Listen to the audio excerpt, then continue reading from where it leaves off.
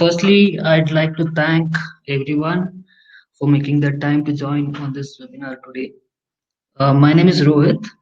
I'm from Motion Analysis and Vehicle Engineering Group in Tescon.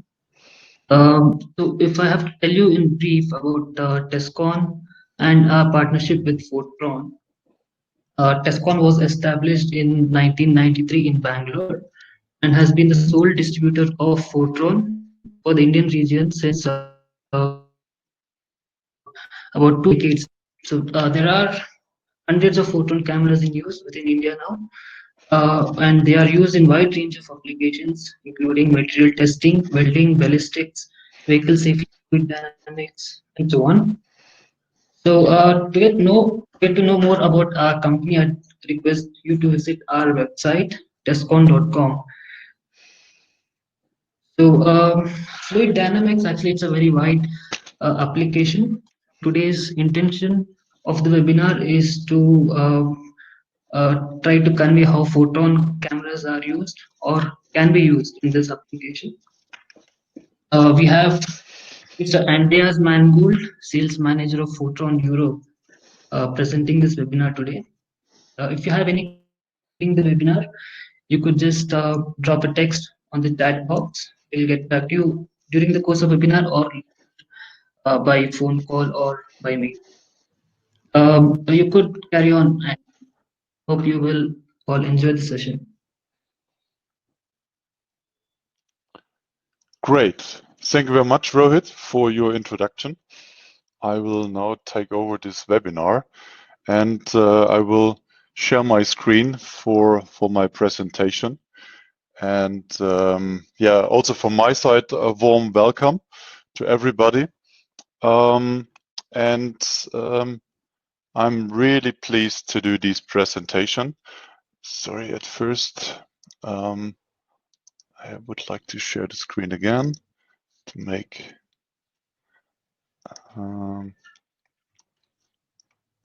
okay. Sorry, a little bit of handicap. Okay, and now here we are. So, welcome to the webinar today, and I'm really happy to be able to present Photon and Tescon as a cooperation for India and on high-speed imaging. So this presentation, I will explain you a little bit about Photon and the company itself and the company structure. But then we will go straight to technologies and how the cameras are designed to achieve such high frame rates. And then we will go to quite the interesting part for you, to all the applications, probably not to all, but to some applications. And then we will go special to fluidics, droplets, liquids itself. And as Rohit already mentioned, please feel free to ask any question in the chat or later on via email on the screen. You can see right now our email address from Rohit and my one. So please feel free to send us your questions. So Photon itself, we are part of a group, of a holding, of a Japanese holding based in Tokyo, and this holding combine different companies. But all of these companies, we are related to image processing, different kind of image processing. So we have a company who is generating content for TV and cinema. We have a company doing subtitling for Japanese films.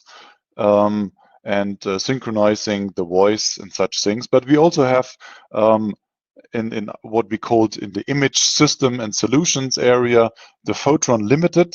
So we are focused on hardware, in our case on fast cams, in high-speed cameras.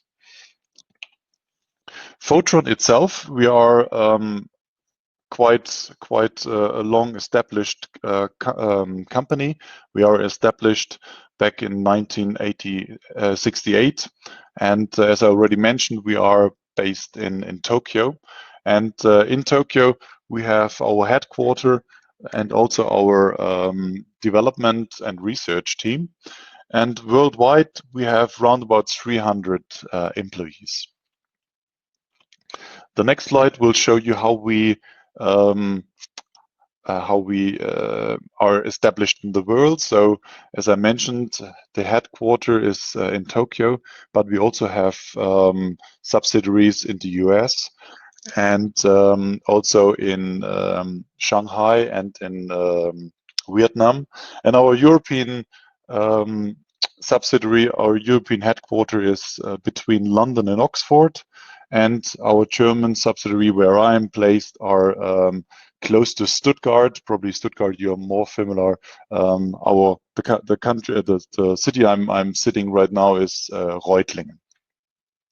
So we from Photon Europe, we are also responsible for you in India. So that's quite interesting how our Japanese colleague has divided the world. So everything what you see in blue is our responsible area. And here, as you can see straight in India, we are working together with TESCON.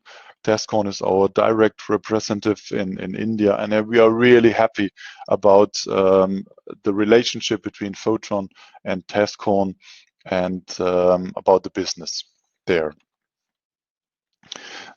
Here you can see you can see an overview of all our, not all, some of our customers. So we are in automotive, we are in fluid and fluidics and material science, aerospace, we have some customers.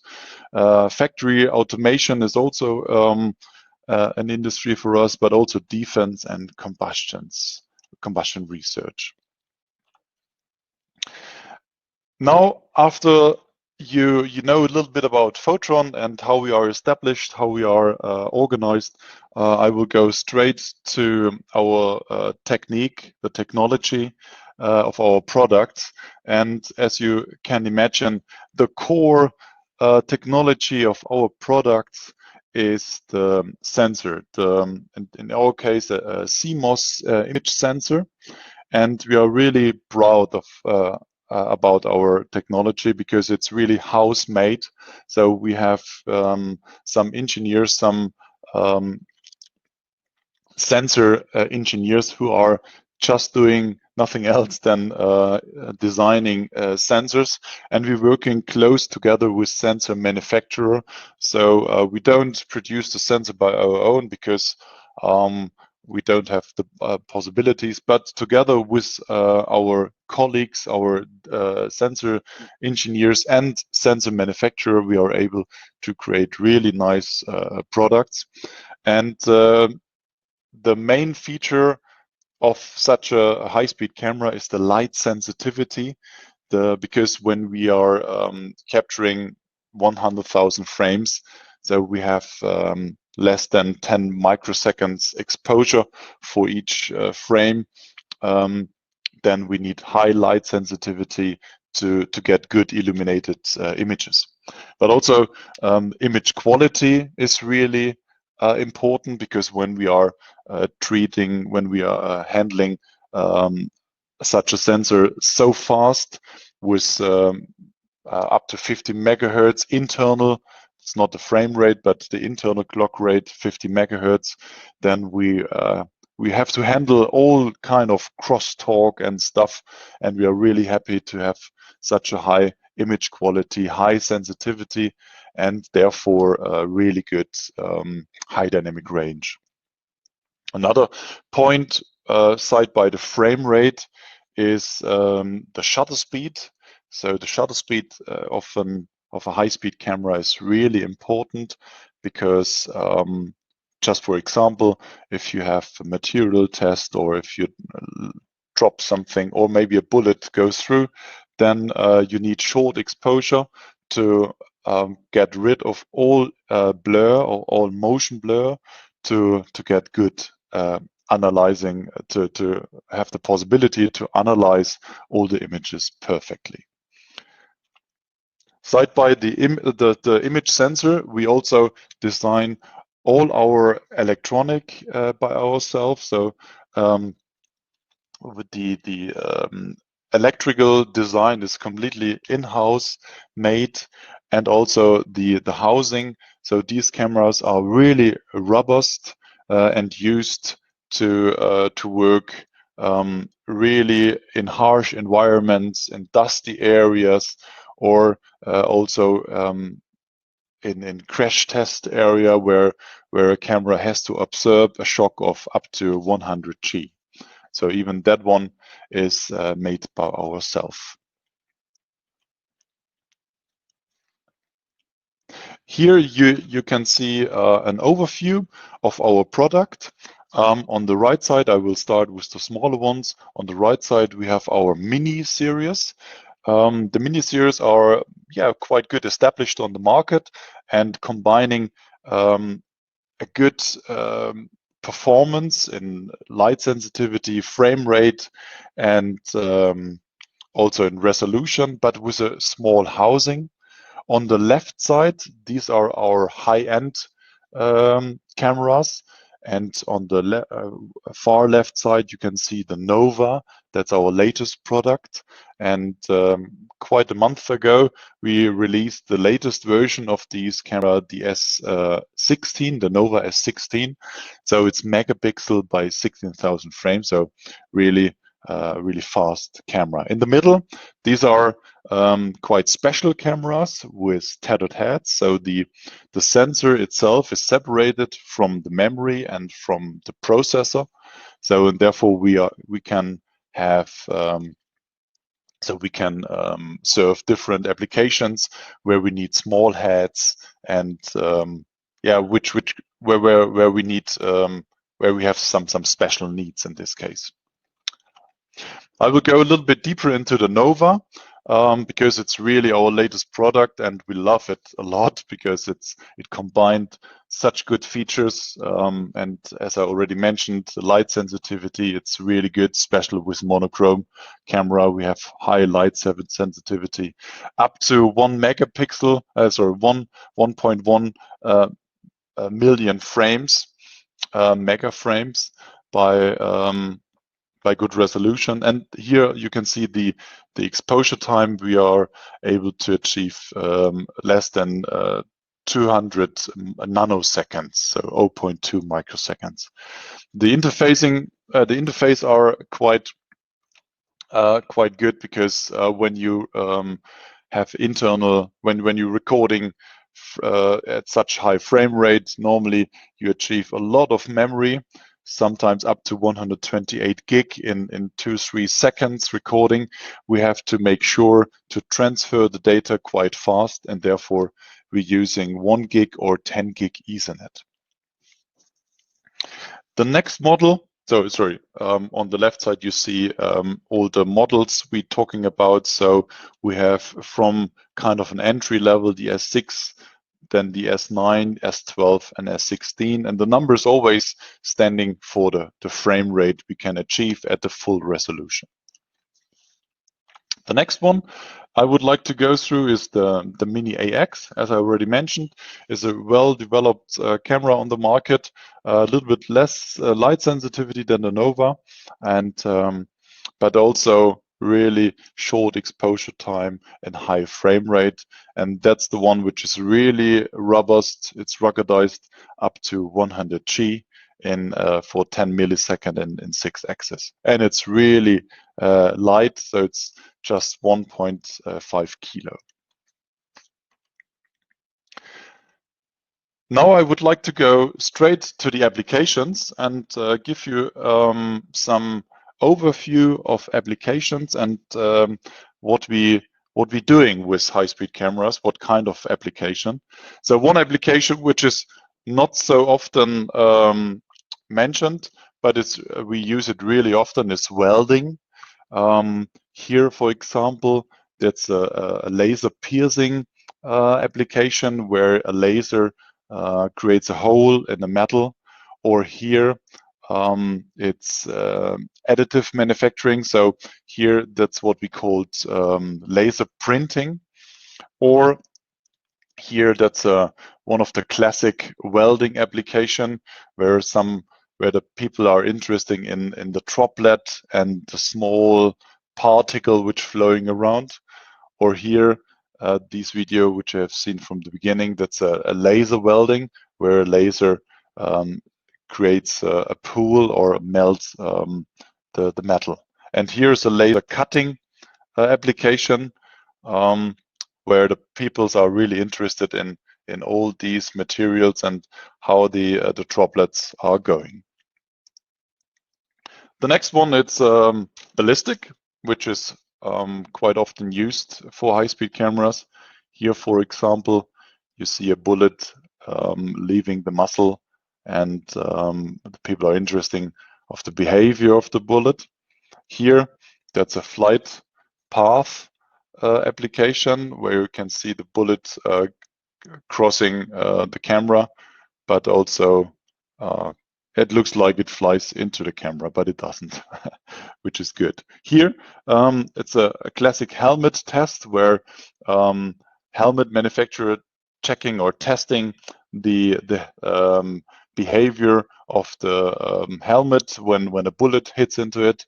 Or here, it's you can see the roof of a car. It's a guarded car, a protected one or a defend car, and you see. So it's a test when if the housing of the car is able to stop the bullet. And here on the right down part, this is the behavior of a gun while it's shooting.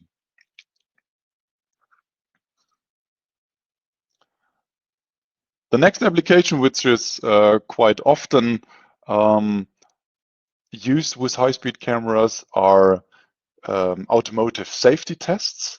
And herefore, we have the full-scale test. So a car is crashing into a wall. So that's everybody is aware about. Here we have an airbag test. So this one is done with 2000 frames. And here a little bit slower, faster recorded. Therefore, the movements are slower, 6,000 frames per second. You really can see how nice the airbag will be inflated. On the left down side, you see here it's a typical sled test. In this case, we're talking about whiplash and what the car seat is doing while the crash, and therefore what the dummy is doing and how dummies behave. Here in this case, the speed of the head is really important to make sure the dummy or the human don't need a surgery.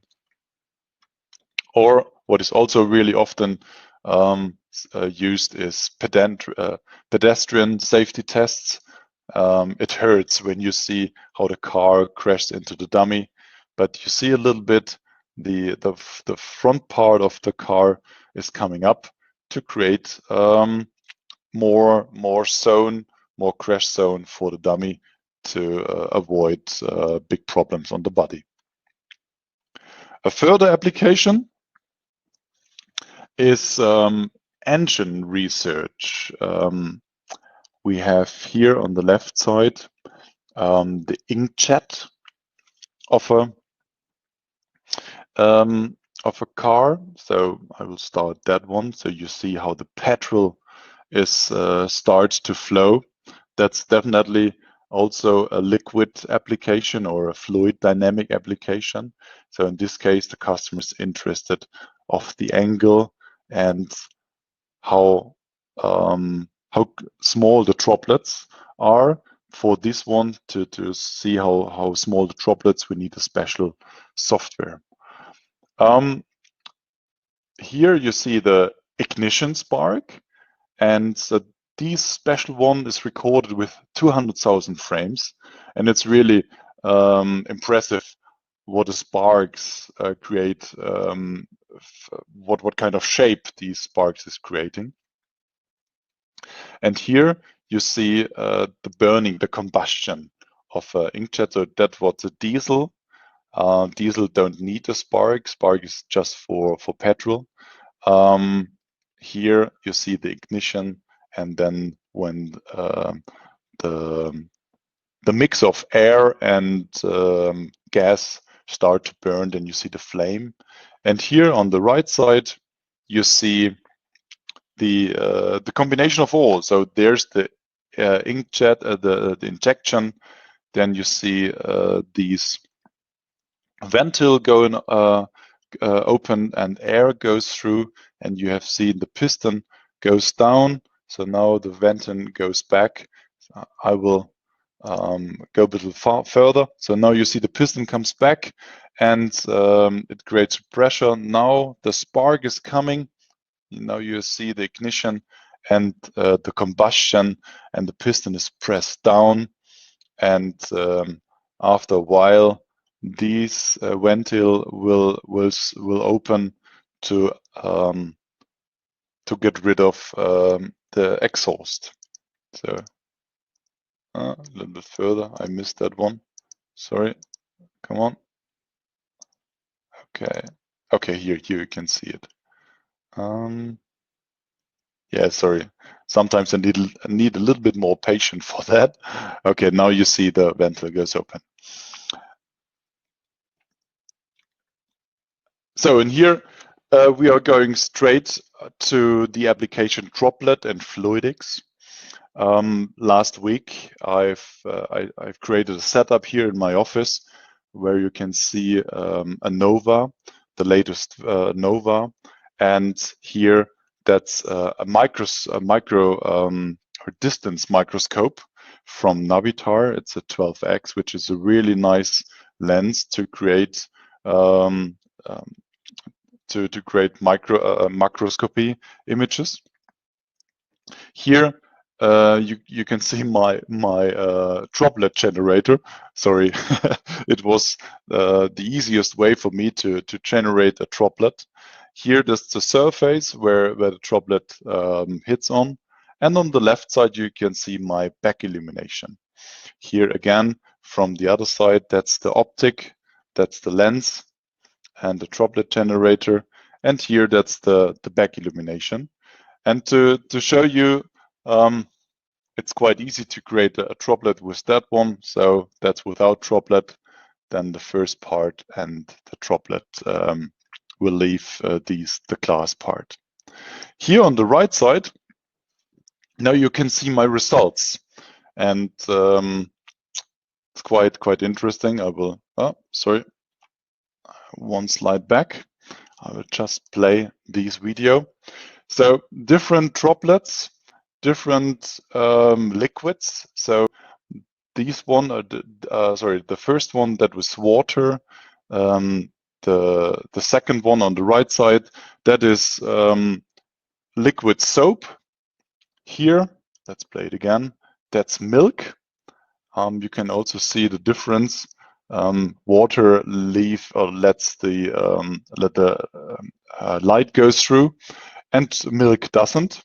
And here, that's also soap, but not as liquid as the other one. So, and these are the results. And when the droplet hits the surface, you see perfect the shape of the droplet when the droplet hits the surface. So we can do these tests with all kinds of different liquid. So alcohol would be quite interesting, because alcohol behaves completely different than water, and it might be also quite interesting for you. So in this case, I have used a back illumination, like you can see here. So the camera is, in this case, from the left side, and the illumination or the light source from the back. So what I need is a diffusion filter or diffusion paper to make the light more equal. So to get a better plane background. So here, that's my high performance droplet generator. Sorry for that. And the results looks like this one, as you already have seen. The droplet just reflects the background, but then you have a perfect black shape of the droplet itself. So here, that's the difference. So we have a front illumination, but to be honest, it is a mix between front illumination and back illumination, because I've used a background, a white background. So the illumination comes from the same side like the camera. It illuminates the droplet from the front and also from the back. And the results looks like these. So, and you can see immediately when I play them again, the droplet looks different. So you also are able to see part of the LED here in the droplet itself. I will play both backwards. And really, in the upper part, you have a perfect black image. And here you see some grayscales, different part. But it really depends on the application, what is good, what is bad. So it's not possible to say that's always the right one, the back illumination, or the front is always the right one.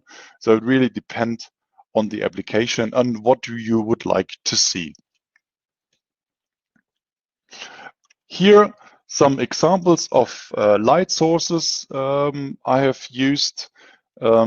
Here on the left side, these are LED panels. So we have an array of LEDs, or in this case, it's one big LED. And normally for these LEDs array, we have lenses in front, like you can see here, small lenses in front of each LED. On the right side, there's a different kind of light source. So the LEDs are built into these boxes, and with a light gate, so you see them here, or light cable, we can bring the light wherever we like. So this one, it's easy to use for front and back illumination as well. Here are some further examples of fluid dynamics. One quite interesting part is cavitation. So this is the propeller of a ship in water, so in a tank, in a water tank, and you can see when the propeller is turning, it's create a high pressure on the edges, and you see these small bubbles. That's cavitation. So the pressure creates these cavitation. Then what is really often done here in this image, spray analysis. So that's a typical spray from for window cleaner, or things or sprays you can find at home. Here is really important how when the water starts to atomize to create small droplets. Here, that's a really special application where droplets are leaving a nozzle, and then from the side, air pressure is coming and really atomize all the droplets on the. Sorry, I have to drink a little bit. That's better. Here we have an application where two liquids are mixed. So there's some methods where we can mix water and oil, and seeing these behavior. When we talk about frame rates for such applications, it really depends on the application itself. So such spray analysis, you can easily go up to 50,000 frames. Special also the atomization. Cavitation, it depends on the rotation of on the propeller, but yeah, also here 10,000 frames, and some mixing stuff, maybe 10,000, maybe 20,000 frames. Some more applications I would like to explain you. Microscopy, microfluidics, microchannels, so liquid in channels. It's really often used. I will start with this video. So microchannels they're really tiny. So you can see here how a droplet, maybe that might be oil, and here's a flow of water going through these channels, and how you can create perfect round droplets. Or on the right side, here that's an inkjet print process. That's really fast. You can see we have recorded it with 630,000 frames per second, so more than 500,000 frames per second. And you can see the behavior of the droplets. So really nice, really good. Also shape analysis of droplets. So a bigger droplet hits a small droplet, and it starts to bend, and then it loses. Or here, that was a glass channel and a fluidic. So we had a constant, continuously flow of water, and the customer put some special material inside to see the behavior, how it's going on. So now I would like to go a little bit deeper into the analysis, because the cameras are really nice for capturing images, and therefore we yeah, it's really nice to capture images, but what we also need is how to analyze images. And the first three, so the stabilizer, the HDR, and also the cycle view, that's more so the standard version, I would say. And later on, especially for key correction, and just a preview for you, here image calibration or lens calibration, that might be interesting for you guys as well. So let's start with the stabilizer. So here, that's our software, which is part of the camera. And here it's a video of a clutch, of a car clutch, and it's rotating, so 2,000 frames. And it's really hard to analyze these the behavior of, for example, here the springs, and therefore we can use a stabilizer feature. So we are choosing 2 points in the image, and we defining that one as our new stable point of the image. So that will take a while, so I will jump a little bit further. Oh no, let's run that one. And after a while, when the image is tracked completely, then the clutch is stable, but the image is rotating. So now we are through the video. That's good. Now we can apply that, and you can already see, yeah, now the clutch is stable and the image is rotating. So that's one example, and I'm sure we can apply these feature to many other features. So now let's zoom in a little bit and play back. So now you can see what the spring is doing. Without the stabilizer, I would say it's not possible to analyze these video properly.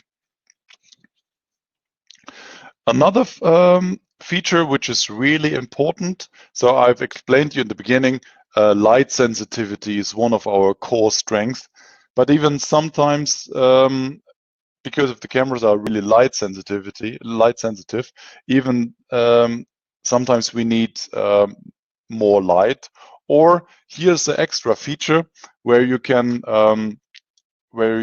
bring more light into the scenery. So here you see an explosion, and a small particle hits the sandbox, but it's really hard to see anything, and therefore we are using a system or a feature which is called HDR, high dynamic range.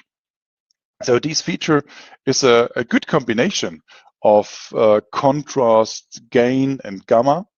And the results you can see right now, it's really impressive. So now you can see the sandbox, which are not able to see before. And we have some further steps. So now you can see how without and within. So now the white bar is without, little bit visible, but not with it. And the good thing on the HDR, it keeps, in this case, the explosive or the boom, the fireball, in a good level. It's not overexposed, and you can still see the sandbox. So now I will show you a comparison between before and after. And now it's playback synchronized. Even that one is possible. So you see the difference between the with and without HDR makes a really, really big difference. Here, that might be interest for you as well. It's what we call the cycle view. So with the cycle view, we have the possibility to use the videos, the recorded videos, and to split it in single images. So here, that's the inkjet I've shown you before. Not the inkjet, the injection. And these injections, in this case, I have 10 injections, one after the other. And with that feature, you are able to bring the videos in a kind of content. So we have the possibility, now you see the second injection, and in total it will be 10. And then you can select a special area. So in this case, an engine is rotating. So therefore we are using degree as a description per image. So now we have 10 injection, and you see all the behave of each image. And now we can choose a special degree in this case, and select that one and play back that one, so we can compare special degrees or defined degrees of one injection or many injections. So if you have an application which repeats all the time, then you have, with these feature, the possibility to compare different cycles. Another one, it's a quite fancy one. It's what we call keystone correction. So with the keystone correction, why doesn't it place? Okay.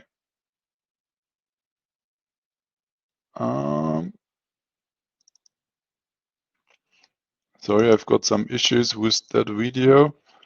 I will minimize it again. Sorry, I don't know why. I will try later on. So the idea behind is, I will explain you, and I hope I can show you after again this video. These droplet we have recorded with an angle. So you see when the droplet is in the air, it's perfect round, but when it hits the surface, it gets like an egg shape. But when we correct the keystone, so it's like a quadrant. So we need a rectangle around it, then we can correct the image, and you can see the droplet, how if you have it recorded from a perfect 90-degree angle above it. I will try to play it again. No, it didn't work. Sorry for that one. Okay. Then let's go to the other features. Sorry, I will stop my presentation on here and reload it again.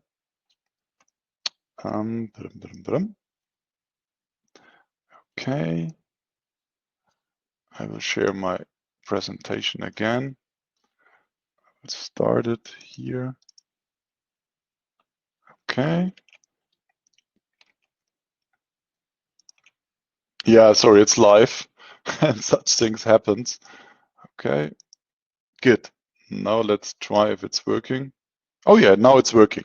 So you see the droplet is hitting the surface, and it's more like an egg. It's not perfect round. So, and with that feature, what we call keystone correction, we can correct the kind of the view of the image. So, and it's, come on. Yeah. So now we're using the keystone correction, and it's creating, as you can see here, these rectangle around the droplet. And now we can correct the image. So it looks a little bit strange, but now you can see the droplet from above. And when we put a circuit around, it's close to be perfect. So normally it would be best to have on the surface painted a rectangle for use of these correction, but here that one is working as well. Let's go to another quite good feature of our software, is how to calibrate an image. So in this case, I will use a channel, or the diameter of the channel, to calibrate the image. So you can see it here. I will use this part of the channel. So I've just guessed it's I guess it's around about 2 millimeters wide. So here we go for calibration. Then we do a manual calibration and a calibration between 2 points. So I will put that, the first one here and the second one there. We can also zoom in a little bit to verify if that one is correct. And yes, I'm happy with that one. And then we define the length of these line, and we say 2 millimeter. And immediately everything is calibrated. So now we can create a grid for easier understanding of the measurement.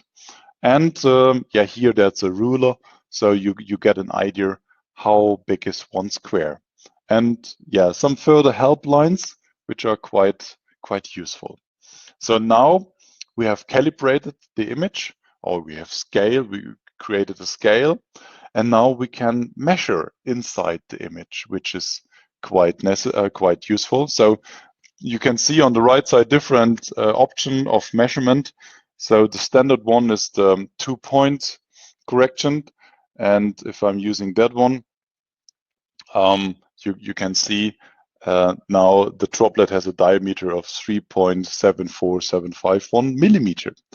But because 2 points, maybe you don't get the right part, we have also the possibility to use diameter. So 2 points, we choose 2 points on the droplet, and the measurement will be a little bit less, but not that less, so 0.03 different.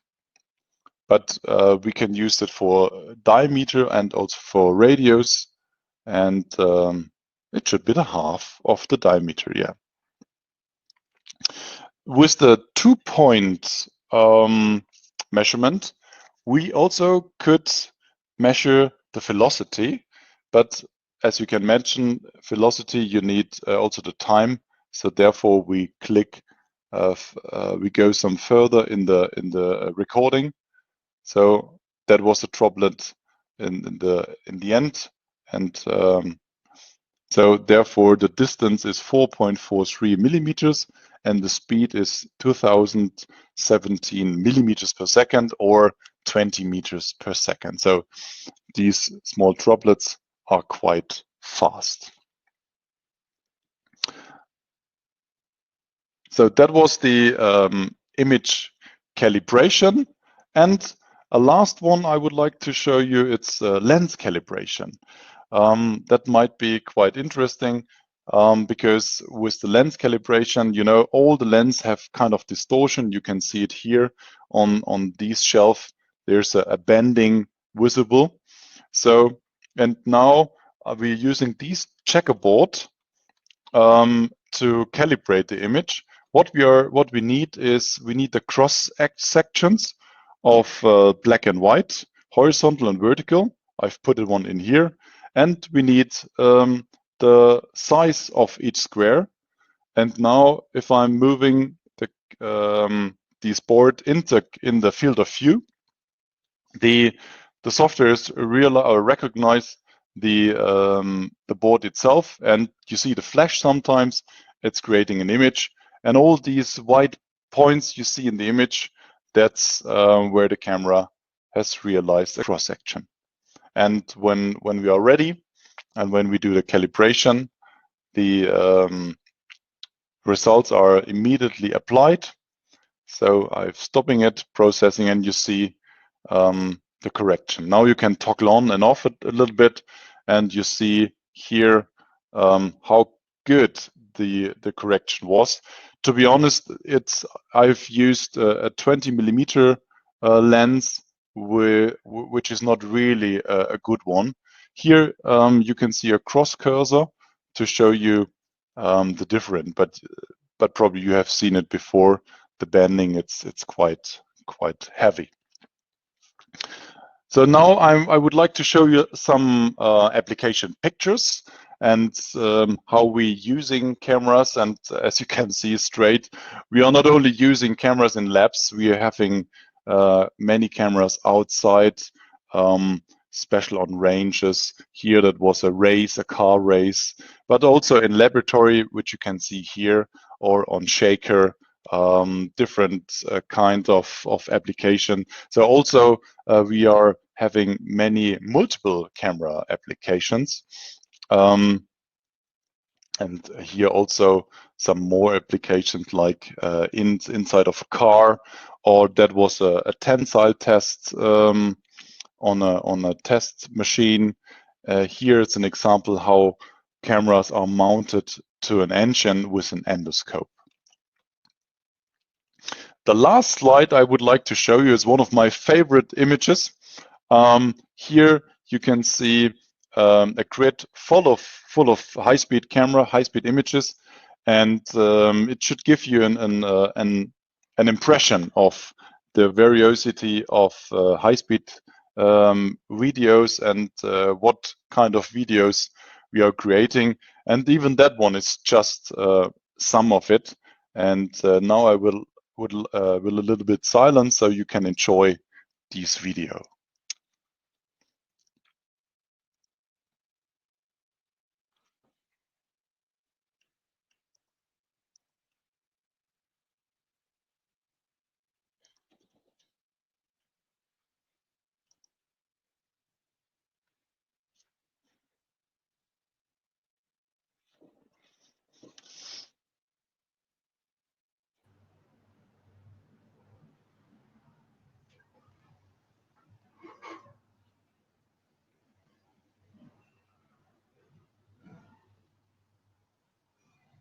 Good. Thank you very much. So as a last slide, just to mention it, if you like to get in contact with us, so probably your main contact will be Tescon, in this case Rohit.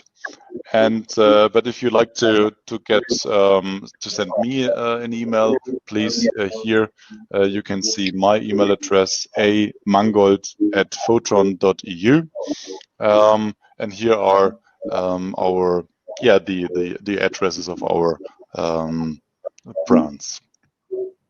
So thank you very much for your attention. It was a pleasure for me to talk about my business and about all the application. I hope you enjoyed it. And now I would like to hand over to Rohit. Thank you very much. So, thank you, Andreas, for that wonderful webinar. I hope we have covered most of the points on the image processing of uh, videos on fluid dynamics, but I'm sure there are many other applications also within fluid dynamics, like spray analysis, bubble dynamics. So we just wanted to show you how the features of photon cameras can be used in this application. If you have any questions or queries with regards to how your application would be used, as in how cameras can be used in your application in analysis, you could always get in touch with us over mail or on phone. We will surely be pleased to help you out. So we do have some questions. I think we are close to 1 hour now of the webinar, so we'll get back to them on mail. Hope that's okay. So I'm happy. I'm sorry for using 1 hour. I hope that's okay and everybody enjoyed it. Thank you very much for participating. Thank you, Andy. Thank you all. Thank you. Okay, have a good time and see you somewhere in India. Goodbye. Yes.